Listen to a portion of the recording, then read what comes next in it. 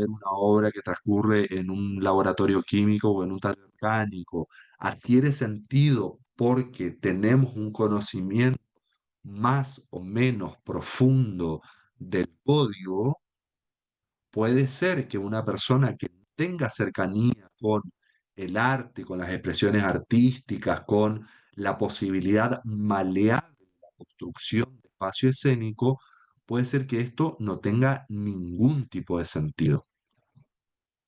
Esto suele suceder y es muy común, por ejemplo, cuando escuchamos a gente ver una obra vinculada más al arte conceptual y decir, bueno, esto no es arte, ¿no?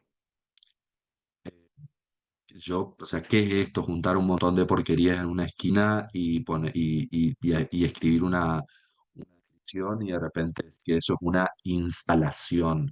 Bueno, sí es posible, uno puede tener como un debate largo sobre eso y nos puede gustar más o menos. En tanto y en tanto eso esté institucionalizado como arte, hay una cuestión que es como, que está como caduca en ese contexto. Sin embargo, hay algo ahí, fíjense, de esto que yo les contaba hace un rato, de esa serie de capas de memoria cultural, podríamos decir, que no inicia con nosotros, obviamente, sino que inicia con probablemente siglos de corrupción, de comprender cómo es que las artes escénicas llegan a ser lo que son, que nos permiten a nosotros comprender esta dimensión.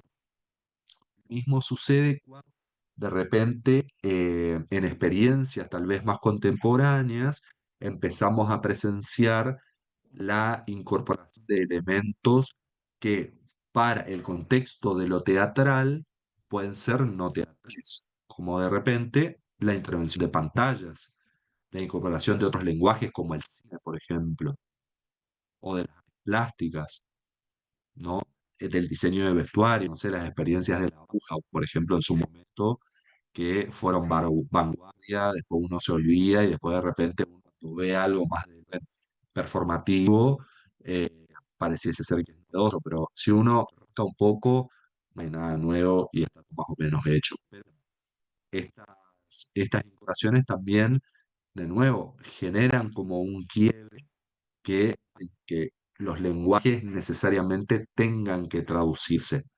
Y ahí es donde hablamos de esta dimensión de lo regular, porque si bien reconocemos la existencia de ciertas regularidades, hay elementos exógenos que al incorporarse adquieren también cierto movimiento dentro de la propuesta. Ahora, lo que sí sucede es que puede suceder que si los códigos no están del todo claros, puede generarse una especie de mala interpretación de lo que se está diciendo, o de lo que se está haciendo, o de lo que se está o de lo que se está intentando contar, ¿sí? Ahora, para nosotros es como difícil imaginarnos esa hipótesis porque ya sabiendo o como conocedores más o menos del lenguaje, entendemos que los límites son bastante difusos a la hora de determinar qué es y qué no es el teatro. Sucede con las artes en general, pero Lotman advierte esta condición cuando define la semiósfera y cuando define a su disciplina como una semiótica de la cultura,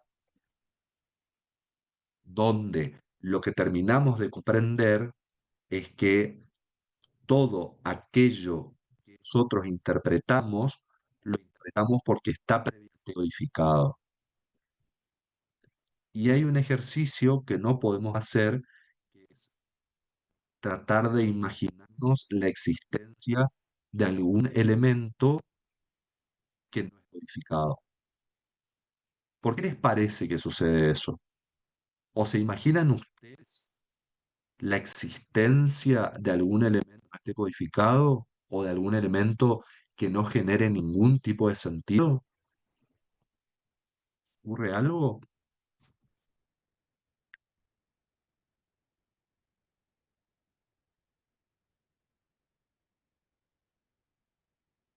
ver.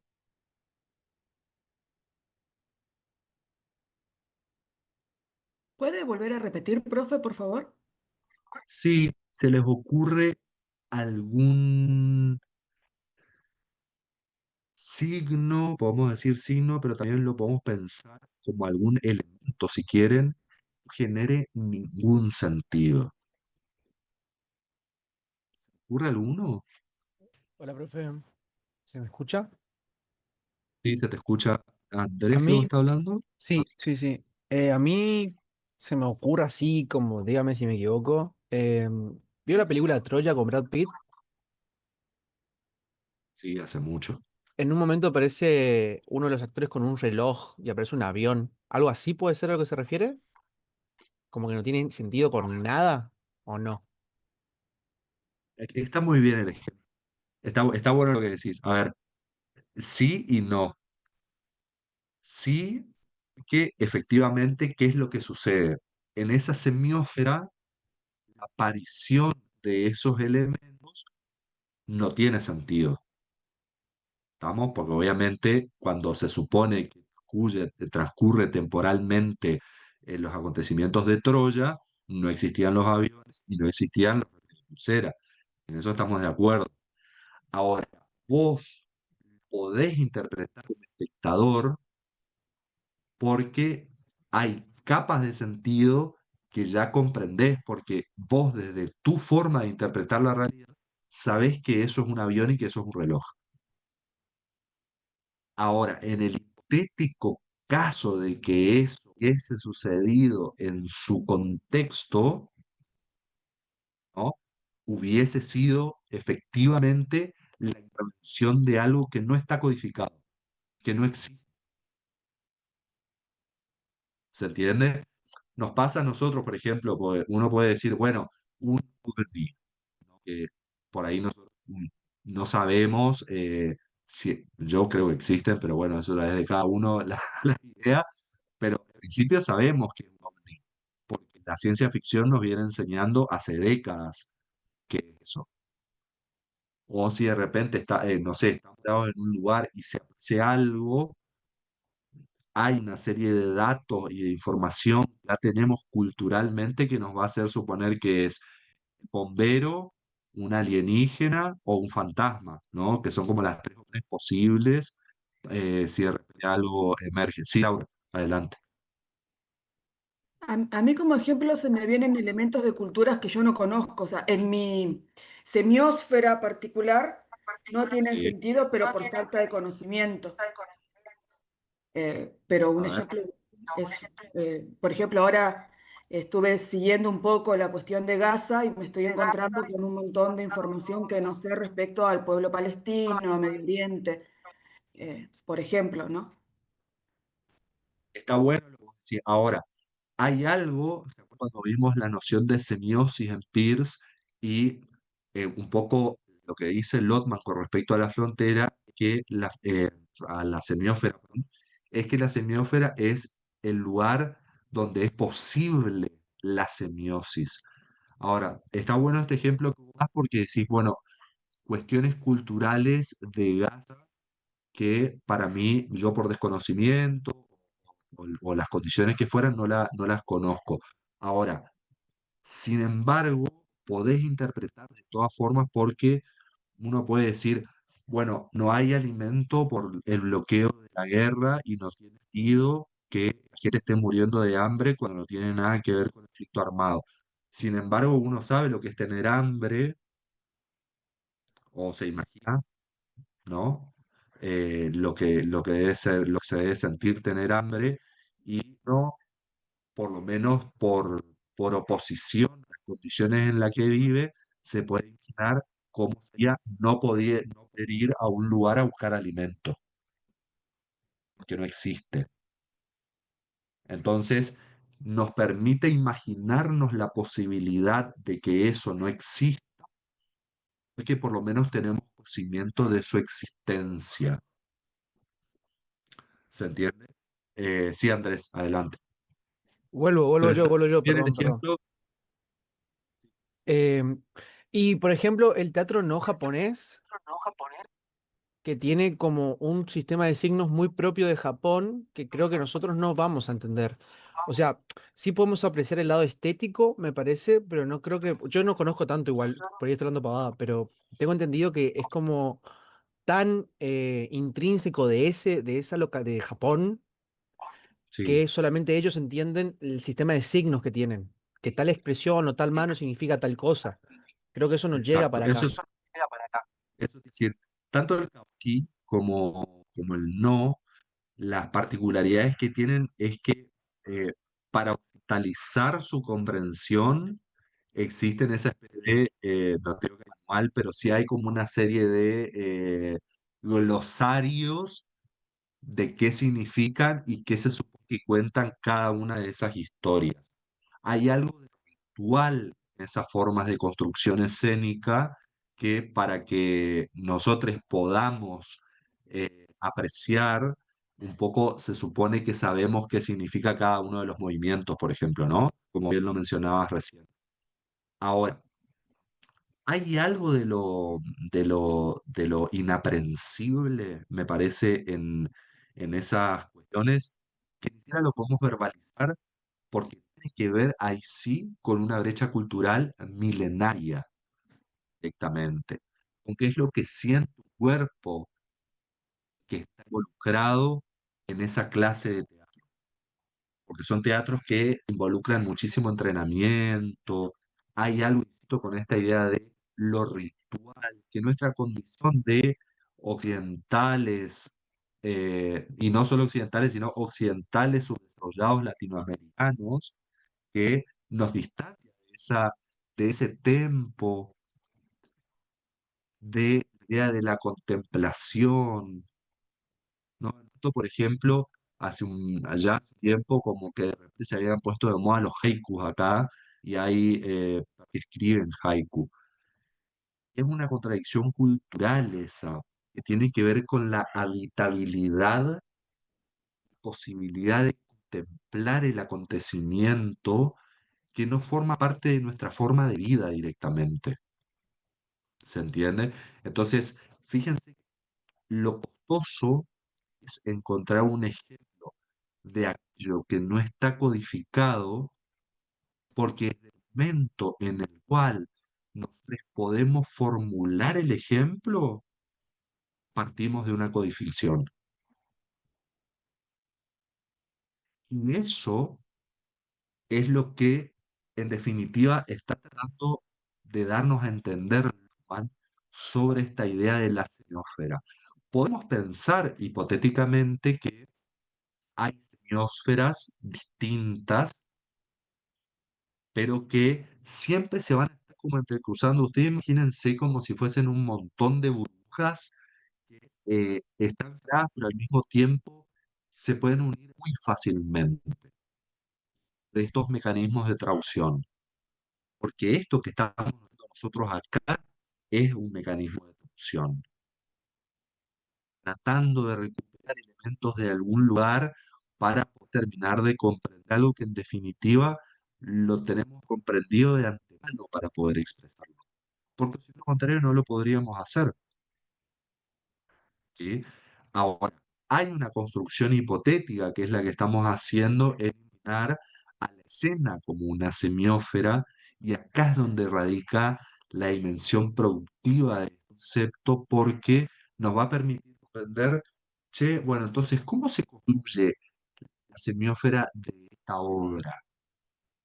¿No? De esta obra, eh, no sé, Rey Lear, de Romeo y Julieta, de La Casa de Bernarda Alba, de La Tiniebla, no sé si andamos por ahí. Ahí se construye nosotros desde nuestra producción escénica, ya sea desde la ausencia o como intérpretes o como directores, directoras, eh, estamos construyendo sistemas siempre que funcionan de alguna manera donde le decimos a nuestros intérpretes o nosotros como intérpretes sabemos que entramos por acá, salimos por allá, cuando se escucha este ruido tenemos que decir tal cosa, cuando de repente cambia esta luz, tenemos que venir para este lado, tenemos que venir para el otro. Entonces, fíjense que hablábamos hoy en la filmina anterior, ahí vuelvo un cachito, del carácter delimitado, ¿no? Cuando pensábamos en estas dimensiones regulares que funcionan dentro de la semiósfera, pero al mismo tiempo, dentro de esa semiósfera se produce este proceso que parece contradictorio en principio, la homogeneidad interna, pero la irregularidad de los elementos que la componen. ¿Se entiende esto? ¿Sí? Bien. ¿Quieren que hagamos 5 minutos y volvemos con la última parte? Seguimos. Súper, Me súper. dicen, Sí, pero ¿hacemos un 5? Dale. dale, 19, profe. Y 25. mientras estamos en la pausa, comparto el enlace de asistencia del día de hoy. Entonces ya pueden ir Dale, completando. gracias, Nau. Volvemos 19:25 o'clock. Ok. Perfecto.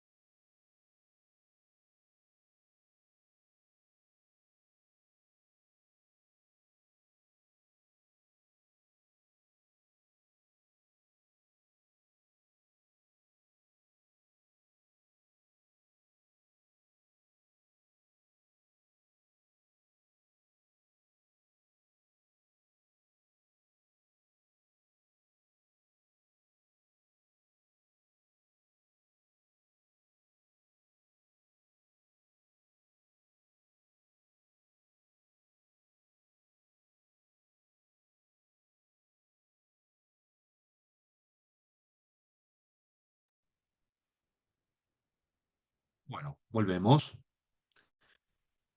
Seguimos entonces, estamos, ¿no? Seguimos entonces con esto que emergía recién acerca que ya lo venimos charlando, acerca de los espacios no semióticos o extrasemióticos y los casos de esos espacios alosemióticos. Y vamos a entender al espacio no semiótico o al extrasemiótico. Estas son categorías que pueden ser útiles a la hora de problematizar esto que les contaba hace un rato, ¿no? De esas realidades objetivas y materiales que están por fuera de la semiósfera y no han sido codificadas. Yo les ponía el ejemplo, ¿no? Los ruidos de tránsito y demás. Vamos a estar hablando siempre de esos espacios que en principio no forman parte de la semiósfera que construye nuestra propuesta escénica. Ahora, después van a haber elementos que son alosemióticos, que son elementos que están latentes para formar parte de esa semiósfera que estamos tratando de construir, ¿no? Fíjense lo que dice acá la Filmina. Es aquel que se sitúa en una zona liminal de la semiósfera.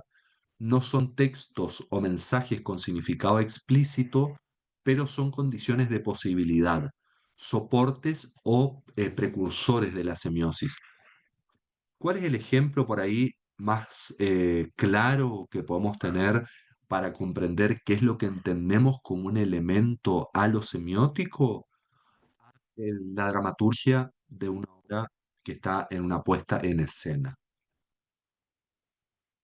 ¿Se entiende? ¿Qué vamos a entender como entonces, como un espacio alosemiótico? Si vamos con este ejemplo de la dramaturgia, imagínense que tienen un libreto escrito, ¿no? Y se juntan a leerlo por primera vez. Ahora, ese libreto, cuando ya forma parte de la puesta en escena, en realidad forma parte de la semiósfera de la puesta en escena. Ya no es el libreto escrito que ustedes recibieron, no sé, depende de cuánto tiempo les lleve montar una obra, pero supongamos que lo hacen 4 meses. Bueno, hace 4 meses cuando empezaron a leer ese texto todavía era un espacio alosemiótico. Va a formar parte de esa semiósfera que construimos, pero todavía no forma parte. Y va a dejar de formar parte porque ese texto en realidad se va a codificar dentro de la propuesta de escena. ¿Por qué?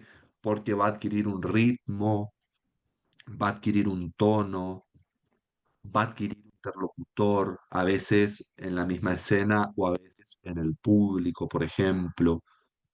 Entonces se codifica de otra forma. Sí, Laura, levantaste mano. Sí, perdón, una consulta. Sí, Lo alosemiótico no en el puede... teléfono.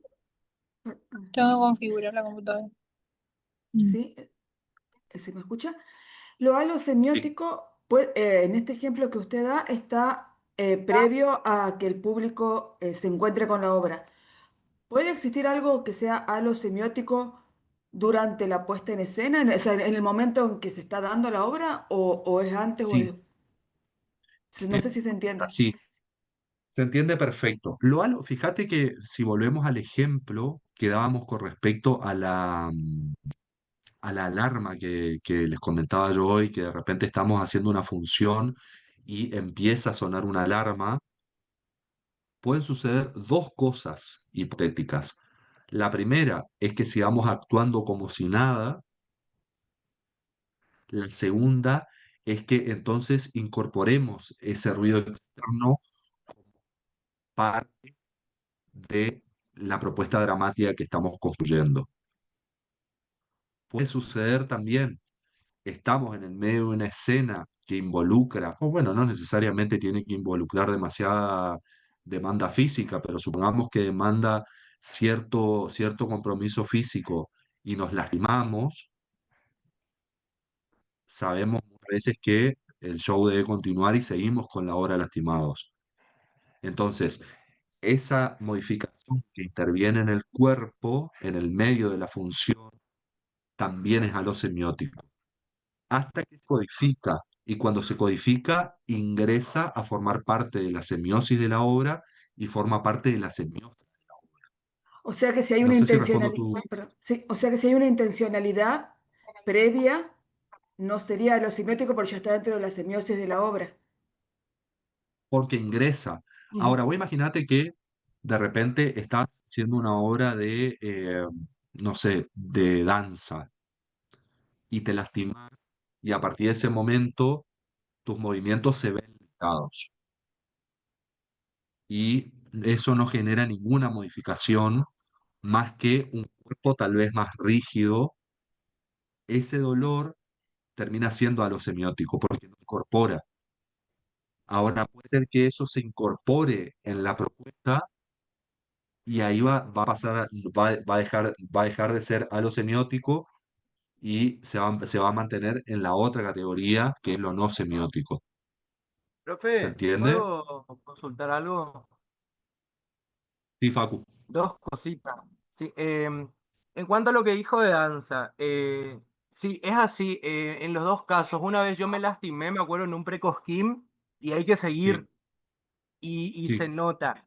Pero una vez hice un curso de danza teatro y el maestro me dijo que para que yo lograra la parte semiótica, lo que tendría que hacer es que mi cuerpo logre eso. Y lo que me hizo es me hizo correr un montón y recién cuando muy cansado me mostré, me dijo que logré el trabajo.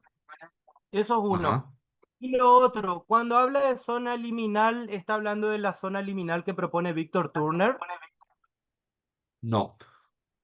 En este caso, Lotman está apelando al término de lo liminal en su dimensión de potencialidad, ¿sí?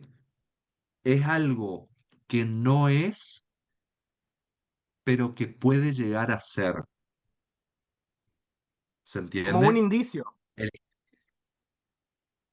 No, no, ni siquiera es un indicio porque un indicio ya sería algo que nos está anticipando que algo puede suceder. ¿Se entiende? Sí, Lo que pasa es que vos lo tenés que pensar por fuera de la propuesta escénica, no ya ok. incorporado, porque si eso está incorporado en la propuesta escénica, ya forma parte de esa semiósfera. Y en Ah, realidad claro. Sí, sí. estamos en presencia de un elemento semiótico dentro de la semiósfera. Por ejemplo, te voy a dar un ejemplo como muy traído de los pelos, pero no sé, dos personajes se miran como con complicidad dentro de la propuesta dramática. Vos sabés que esos dos personajes después eventualmente van a ser algo. ¿Se entiende? Entonces, eso sería un indicio. Ahora, si dos personajes se están mirando porque en realidad uno se acaba de caer del escenario, es una condición distinta. ¿Se Ahora entiende? sí, perfecto. Sí, Entonces, sí, sí, sí. eso liminal, que él lo piensa en términos de la liminalidad, pensando que la concreción de la semiósfera, obra de teatro, tiene elementos previos que son, por ejemplo, decidir una iluminación, leer un texto dramático, que en tanto se deciden por fuera y no forman parte de la propuesta in situ, todavía son elementos que son extrasemióticos. Y que además, y esto también es importante porque ahí es donde entendemos que hay una intervención activa, por ejemplo, del espectador, el espectador no tiene ni la más mínima idea de cómo se toman esas decisiones. ¿Entiendes? Yo como espectador no sé cuándo se eligió qué filtro ponerle al spot, por ejemplo, para que la luz sea más cálida, menos cálida, menos luz, más luz. por qué hay tan poca luz o por qué hay mucha luz, por qué se tira humo, por qué no se tira humo. Por ejemplo, cuando falla la música, a veces uno se da cuenta, pero tal vez a veces ni siquiera te das cuenta de que la música falló. Sí, Miguel. Profe, consulto, un ejemplo de algo semiótico podría ser la reacción del público frente a una obra. Por ejemplo, ese es una posibilidad. Sí, Bien, porque vos tenés a pensar que no es algo ni siquiera que es frecuente, claro, ¿viste? Y esa dimensión de lo alosemiótico, ahí también puede condicionar la construcción dramática porque uno puede tener una reacción consecuente o no. claro. Sí, Gastón. Hola, Cheche, ¿se me escucha? Sí, se escucha. ¿Me escuchás? Bien, tengo una pregunta que me quedó ahí colgado. Tengo un Dale. músico en escena, pero no es un personaje, simplemente está en escena. Como, no sé si recordás Los Reídos de Luigi Serradori, tenía un músico en escena, no participa de la obra, pero está todo el tiempo. ¿Qué espacio semiótico ocupa este signo? O ahí es eh, liminal, a lo semiótico, o Es nada que totalmente ver, semiótico. o entra, Es o totalmente, entra dentro de la semiosis, porque yo estoy decidiendo entra ponerlo dentro del, ahí. sí, Ah, entra dentro de la semiosis y te explico por qué, porque vos me decís, no tiene nada que ver o está puesto nomás. Desde el momento en el que el músico, yo me acuerdo más o menos de la apuesta, en el momento desde que el músico ingresa a la escena, es un elemento que está ahí presente. Porque fíjate, vos claro, ponete claro. en tu experiencia de espectador, vos lo estás viendo. El músico sabe cuándo empieza la música porque está continuando la linealidad dramática que tiene la propuesta escénica. Sabe cuándo va la música, sabe cuándo no va la música, sabe cuándo termina la obra, cuándo empieza. ¿Se entiende? Entonces, tal vez no Claro, interviene porque, activamente en no, el porque hay, desarrollo hay de... una decisión, Claro, claro, porque hay y una hay una decisión de decisión. ponerlo ahí y no es lo mismo con escena que si no se lo ve, o sea, lo que estoy comunicando es distinto, entiendo. Totalmente. Ahora, uno puede decir, la única función que cumple es musicalizar. No pondría en duda esa afirmación, sobre todo porque puede ser, y esto ya capaz estoy diciendo cualquier cosa, pero puede ser que de repente en un momento de absoluta tensión de los personajes, la intervención musical, por ejemplo, puede ser que desinfle una tensión, cumple una función dramática dentro de la propuesta. A pesar de que si de repente los dos personajes se empiezan a matar, no intervenga para nada, ni siquiera los mire tal vez, no sé. Bien, gracias. No. Bueno, ¿estamos hasta acá? ¿Vamos bien? Esta diferencia entonces entre lo no semiótico o extra semiótico y lo alosemiótico, ¿sí? Bien. Seguimos entonces. Vamos ahora a repasar tres conceptos que también son centrales para ir como identificando cuáles son los elementos entonces que componen a la semiósfera y que de alguna u otra manera están construyendo modelos de realidad, entendiendo a los modelos de realidad como esa semiósfera en la cual se ingresa ya sea una propuesta escénica o el mundo de la cultura en su vasta expansión.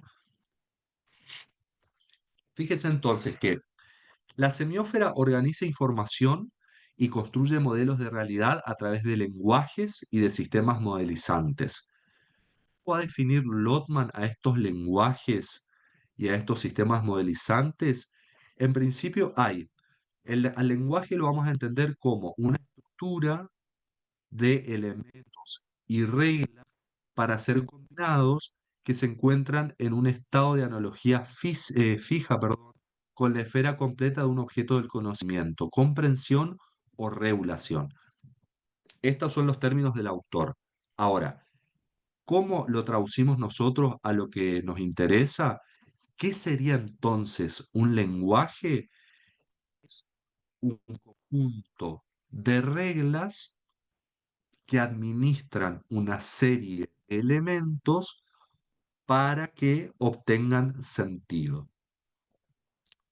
Por ejemplo, cuando nosotros estamos en presencia de una obra dramática, ¿qué lenguajes reconocemos a simple vista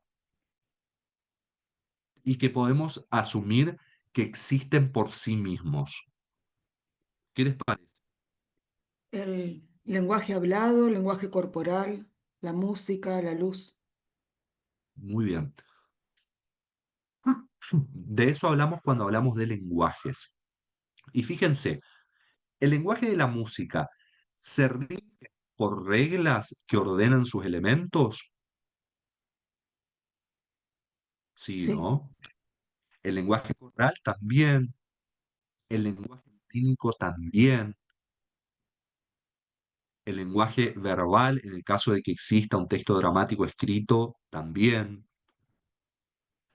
Sí, cada uno de esos lenguajes se administran por normas precisas.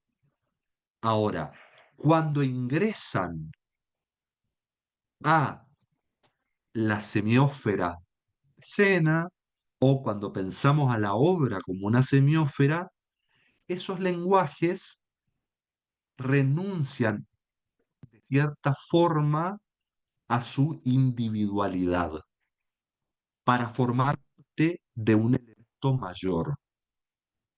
Porque cuando nosotros percibimos una obra teatral, no estamos todo el tiempo descomponiendo, ¿no? Sino que lo que estamos haciendo es un elemento inverso. Estamos tratando de interpretar una obra que viene compuesta y que tiene una intencionalidad. Por ejemplo, esto que decía Gastón hace un rato de el músico en una escena, ¿no? Interpretando con un instrumento. No estamos en realidad en forma de que nosotros digamos, bueno, hoy voy a ignorar al músico y solamente voy a prestar atención a lo que pasa con los personajes que están teniendo un conflicto. Es algo que uno no puede hacer, porque la propuesta escénica nos está ofreciendo todos esos estímulos. Ni hablar, por ejemplo, cuando presenciamos una propuesta que de repente tiene focos múltiples de acción. Nos interpela como espectadores de otra forma y entonces nos obliga a tomar decisiones acerca de cuáles van a ser los puntos de tensión donde a mí me va a interesar prestar atención, por ejemplo. ¿Sí?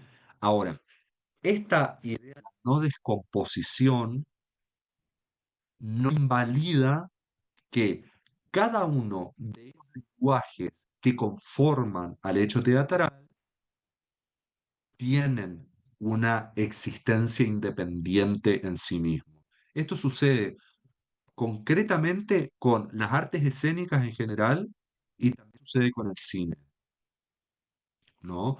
Porque, por ejemplo, uno puede ver una película y sacarle el sonido, pero en realidad va a estar viendo otra película.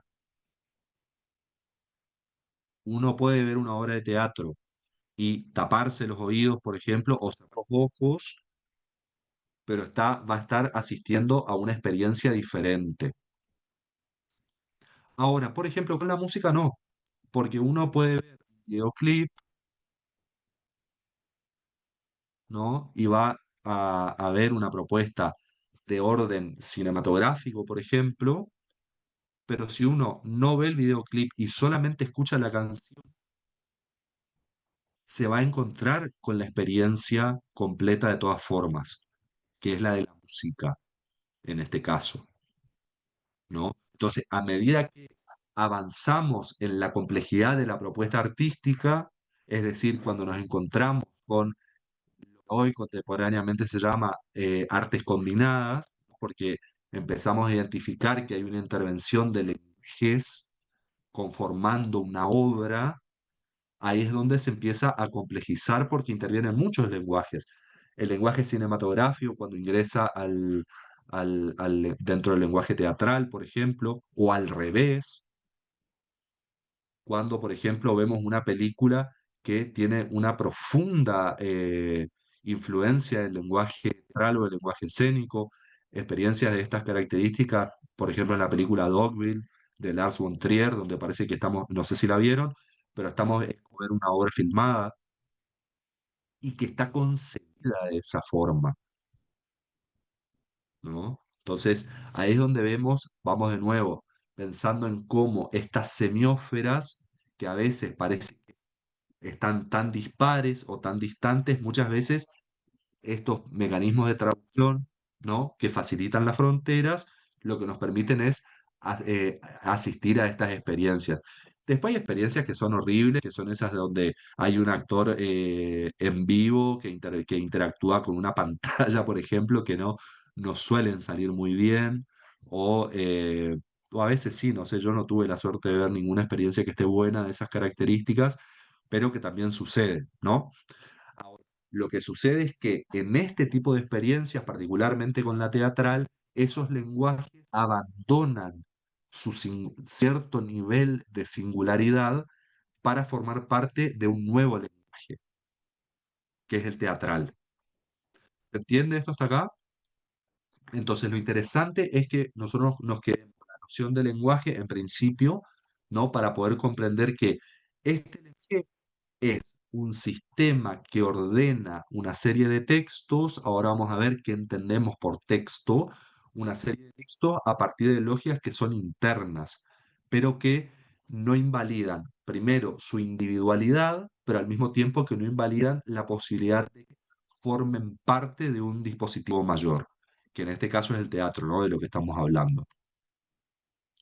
Ahora, ¿qué vamos a entender por sistemas modelizantes? Que esta también es una noción súper productiva para lo que nosotros queremos hacer, ya sea en el marco del trabajo o bien cuando estamos viendo teatro, ¿no? Un sistema modelizante puede ser tomado como un lenguaje, va a decir Lotman. Los sistemas que tienen un lenguaje natural por base y que adquieren superestructuras suplementarias, creando así lenguajes de segundo nivel, pueden correctamente ser llamados sistemas modelizantes secundarios. Parece complejo, pero lo que está diciendo Lotman, el autor ese dice CBO, es un artículo que yo creo que no les puse el link, lo voy a poner, pero en realidad toma estas nociones de Lotman, específicamente de otro texto que no está en la bibliografía, pero lo que está diciendo el autor es que hay un sistema modelizante primero y hay un sistema modelizante segundo. Generalmente el sistema modelizante primero va a ser lo que nosotros entendemos como la lengua, ¿no? ¿Qué quiere decir? Nosotros, como sistema modelizante primario, el que utilizamos para comunicarnos es el lenguaje y lo utilizamos, por ejemplo, para tener esta charla, esta clase, o para conversar con un amigo, con una amiga. Ahora, ¿cuándo este lenguaje se convierte en un sistema modelizante segundo? Cuando tiene una doble codificación. Esa segunda codificación, ¿cuál va a ser? En el caso del teatro sucede lo siguiente. Nosotros tenemos el lenguaje, es un sistema modelizante primero, que es lo que inmediatiza la comunicación humana por excelencia. Nosotros utilizamos todas las herramientas que forman parte de ese sistema modelizante primario para escribir una obra, ¿no? Para redactar un libreto. Ahora, ese libreto ya está en un sistema de modelización segundo, porque se transforma la naturaleza primaria para convertirse en una obra dramática, para convertirse en una novela, para convertirse en una poesía, para convertirse en una canción, por ejemplo.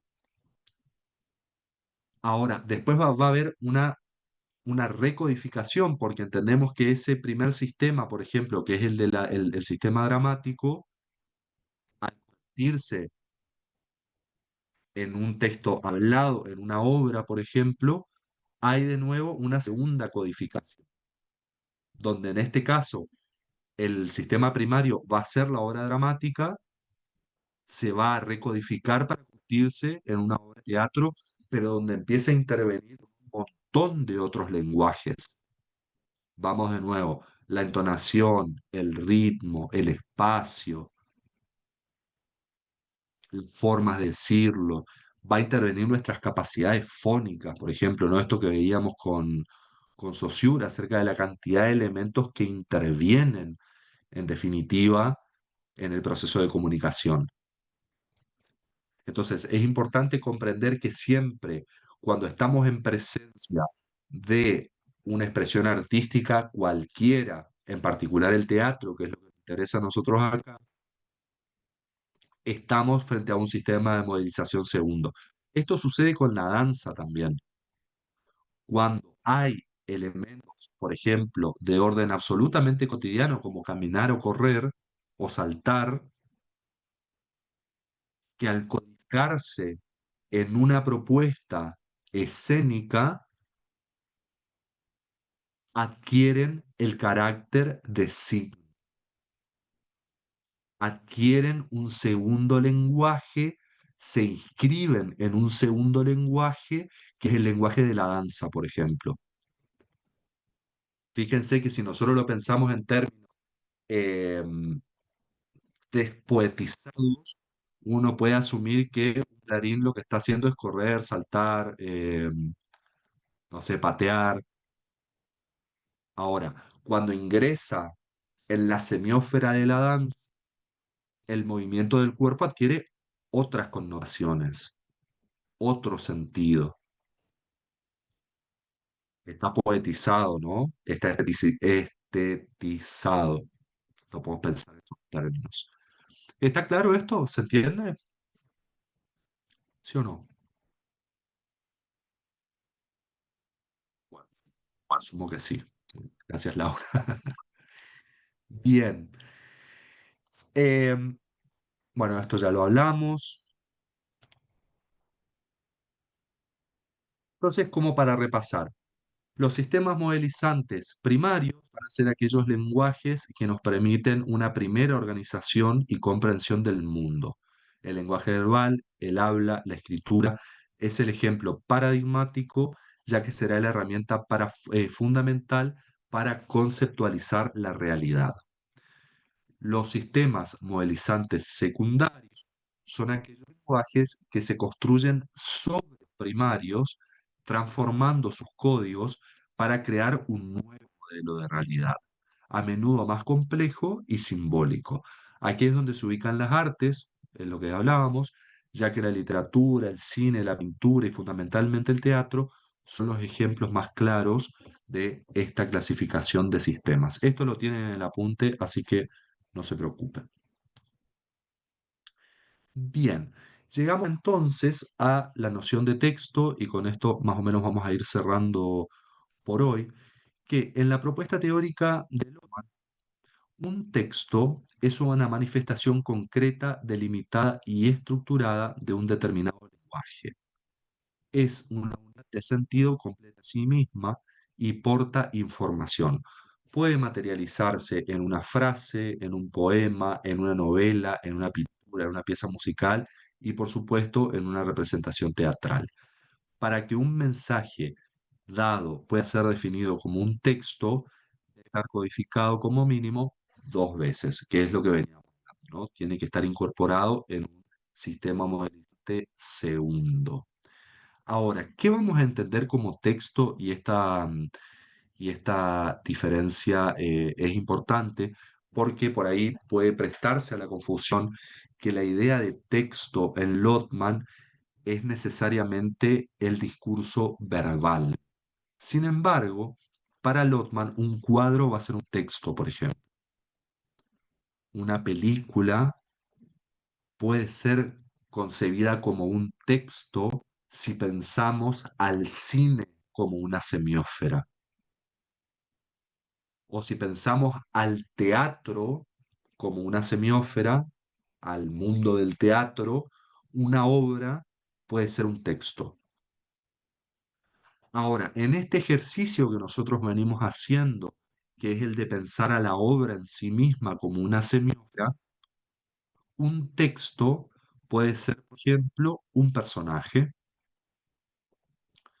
puede ser, por ejemplo, un elemento que sea relevante para el avance de la historia. ¿Se entiende? Porque son, como bien lo mencionaba hace un rato, es una unidad de sentido completa en sí misma y porta información. Lo que no sucede, por ejemplo, que se acuerdan que varias veces pusimos de ejemplo esta idea de el florero en una escena. Si el florero es un florero, bueno, es un elemento más puesto ahí. Ahora, si ese florero cumple una función dramática central dentro del desarrollo del espectáculo, probablemente podamos pensarlo en términos de texto, porque va a estar doblemente edificado, va a dejar de ser un florero para ser, por ejemplo, un objeto de un delito, si se usa el florero para matar a alguien, por ejemplo. ¿Se entiende? Ahora, si una persona es una persona en escena, probablemente no pueda ser considerada como texto. Ahora, si esa persona además cumple la función de ser un amante, un hermano, una amiga, lo que sea, la función dramática que cumpla dentro de la propuesta dramática, hay un sistema de modelización segundo. Por ejemplo, que daba Gastón más temprano sobre el músico, la obra a la que él hacía referencia. Ese músico hacía de músico, ¿no? Probablemente sea músico en la vida real y era un músico dentro de la escena. Lo que pasa es que era un músico puesto en la escena en ese momento. Hay un proceso de modelización segunda porque deja de ser un músico para ser un músico dentro de una obra de teatro. Más que dentro de una obra de teatro, un músico que está dentro de una propuesta escénica que transcurre con él funcionando ahí adentro. Entonces está modelizado de segunda manera, ¿no? Hay un proceso de segunda codificación ahí. Es un músico en una obra de teatro, no es un músico solamente. ¿Se entiende esto? No sé si anda Gastón todavía por ahí. Pero ahí es donde se produce esa transformación y todos los elementos que se incorporan en la escena adquieren esta concepción de texto.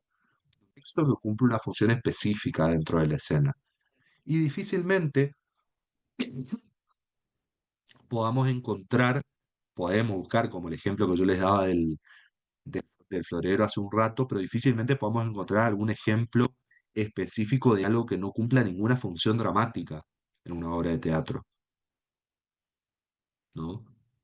Porque una puerta en el mundo de la vida probablemente tenga un sentido utilitario único, que es el de entrar a una casa, por ejemplo, pero una puerta en escena puede ser que esté cumpliendo también solamente la función de que los personajes entren y salgan, pero no deja de ser una puerta dentro de una obra de teatro, donde entran y salen personajes, no la puerta que tenemos en la casa. ¿Se entiende esto? ¿Vamos bien? ¿Sí o no? Profe, una pregunta.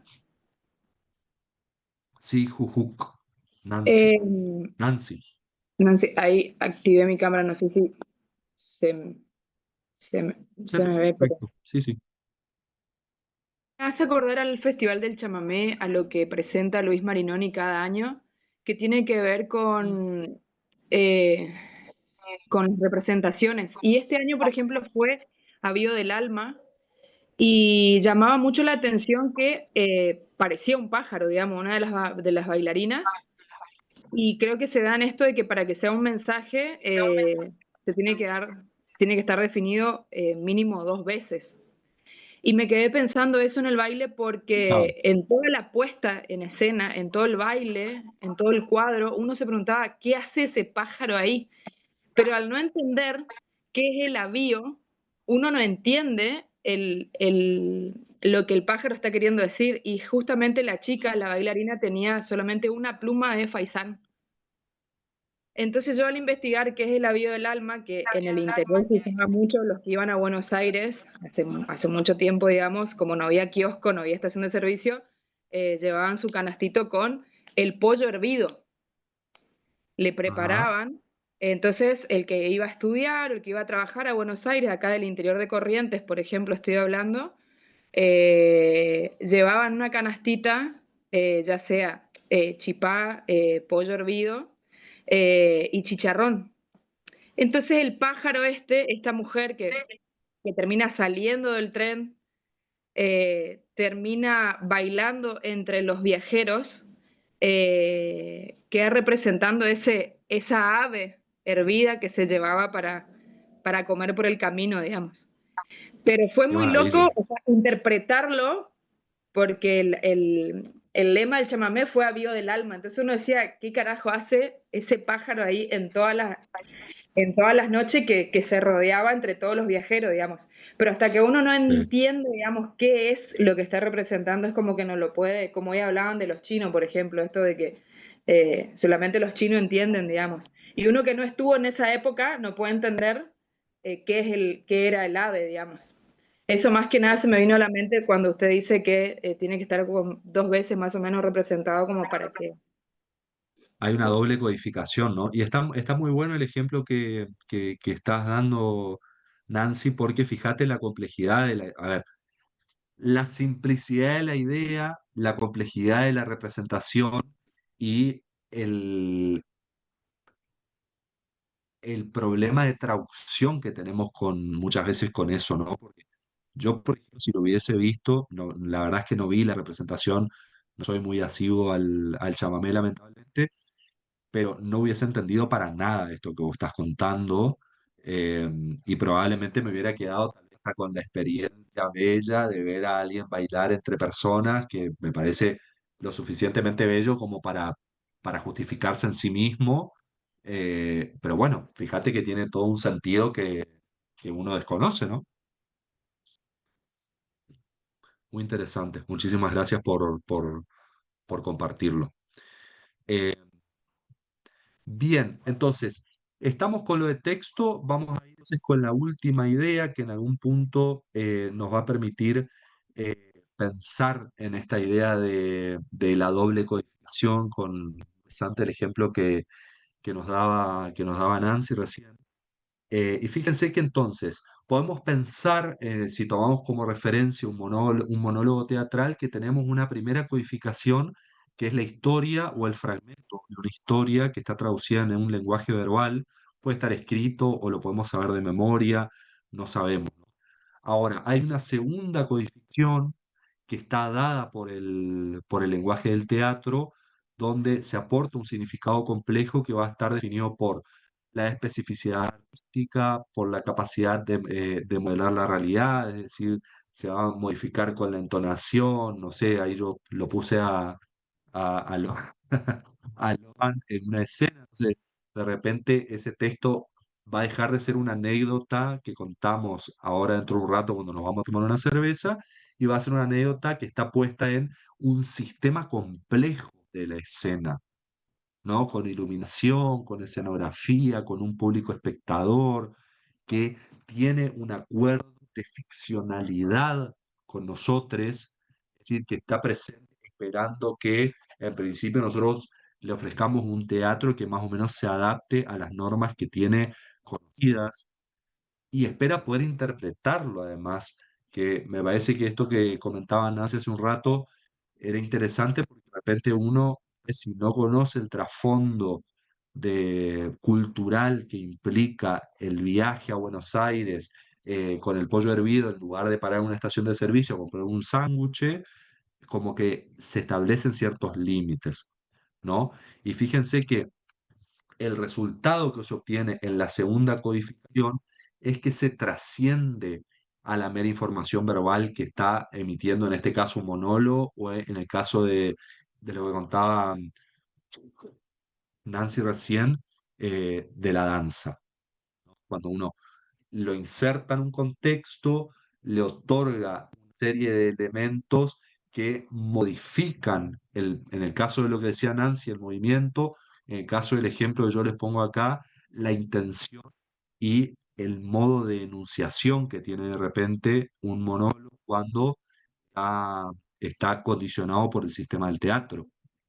Porque una cosa es que yo cuente, y podemos ir al ejemplo más básico de esto que tiene que ver con las experiencias de stand-up, digamos, uno puede contar una cosa chistosa en su grupo de amigos, todos se ríen, y eso no configura que uno esté haciendo un stand-up. Ahora, si eso uno lo hace ubicándose en un lugar de enunciación del stand-up, a pesar de que tenga una luz, una banqueta y un micrófono, ya hay una segunda amplificación que nos hace percibir eso que estamos viendo a partir de un código interpretativo distinto. ¿Sí? Nuestros amigos nos van a dar plata si es a la gorra, pero capaz que el público sí, si es que los hicimos reír más o menos. ¿Estamos hasta ahí? ¿Se entiende la idea? Bien. Entonces, para ir cerrando, porque no quiero que se nos haga tan tarde, por último, van a tener ahí en la bibliografía complementaria, tienen este texto de José La Fuente que recupera muchas de las cuestiones que estuvimos desarrollando hoy, así que yo lo que les sugiero es que para que no se compliquen mucho, lean el apunte de la clase y después lean este texto y después vayan al texto de Lotman si es que quieren por ahí definir cuestiones conceptuales precisas. Em, pero esta idea de pensar al espacio teatral como un espacio semiótico que condensa información es en definitiva lo que venimos desarrollando a lo largo de toda la clase, de poder pensar a la propuesta teatral, a la obra de teatro, a la obra performativa, a la obra de danza, como una semiósfera en sí misma, donde se condensa la información y donde empiezan a funcionar los sistemas traductores de las fronteras, la intervención de estos textos que pueden ser no semióticos y al codificarse forman parte de la semiosis de la obra, o que pueden identificarse esos elementos alosemióticos que no terminan de formar parte, cuáles son los sistemas de significación que intervienen en la propuesta escénica y qué textos componen a esos sistemas de significación y adquieren sentido dentro de la propuesta. Entonces, fíjense que acá Lotman nos está ofreciendo una propuesta sumamente amplia, compleja por momentos, por ahí les pudo haber parecido de algún nivel de complejidad que por ahí lleva un tiempo de cantar, pero que en definitiva nos permite, y esto es lo interesante de la propuesta de Lotman, en entender al teatro como un sistema. Y en tanto sistema abierto, esto hay que tener en cuenta, a pesar de que está delimitado, pero es un sistema abierto, se generan estos procesos de traducción donde hay elementos que pueden ingresar y que nosotros vamos a comprender de todas formas que estamos en presencia de una propuesta escénica. Así que por mi parte, hasta acá, preguntas, comentarios sobre lo que estuvimos charlando, les escucho.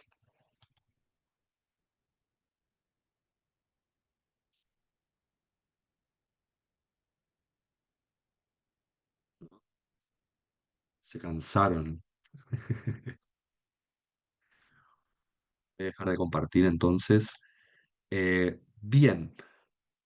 Bueno, si no hay preguntas o comentarios sobre esto que estuvimos charlando, ahora en el transcurso de lo que queda de la tarde va a estar entregada la clase número 5 del aula. Va a estar la clase, como les dejamos siempre, la bibliografía obligatoria y complementaria para que la puedan consultar. Y también va a estar habilitado el espacio de la tarea con el segundo parcial, de donde van a poder descargar las consignas para que las vayan vayan de nuevo, acuérdense de lo que les dijimos, revisen las consignas de nuevo, lo parcial, vayan tomando notas, un poco usen también las clases como excusa para ir repasando estas nociones que vamos a acordando, conversen en sus grupos a ver cómo vamos a ir analizando Micaela, te equivocaste de chat, eh, de qué es lo que van trabajando y traigan sus dudas. Obviamente lo pueden hacer por mensajería interna, lo pueden hacer por el foro. Preferentemente, como yo les digo, me parece que está bueno que lo charlemos acá, porque si traen sus dudas, seguramente esto que ustedes comenten nos va a tirar a todos para ir problematizando nuestros productos, ¿sí? Así que bueno, si no hay preguntas, creo que terminamos por hoy, ¿sí? Lau, ¿queda algo pendiente? ¿Cómo? ¿Queda algo pendiente? Creo que no. Creo que estamos. ¿No? Bueno, Así que vamos. bueno. Entonces el viernes que viene, si todo sale bien. Bueno, nos vemos el viernes Hasta la que semana que viene, gracias. Gracias. Gracias por Hasta todo. luego, hasta la Gracias. semana que Hasta viene. la semana que viene. Nos Chao, chao. vemos. Chao, chao. Voy a dejar de- chao. The recording has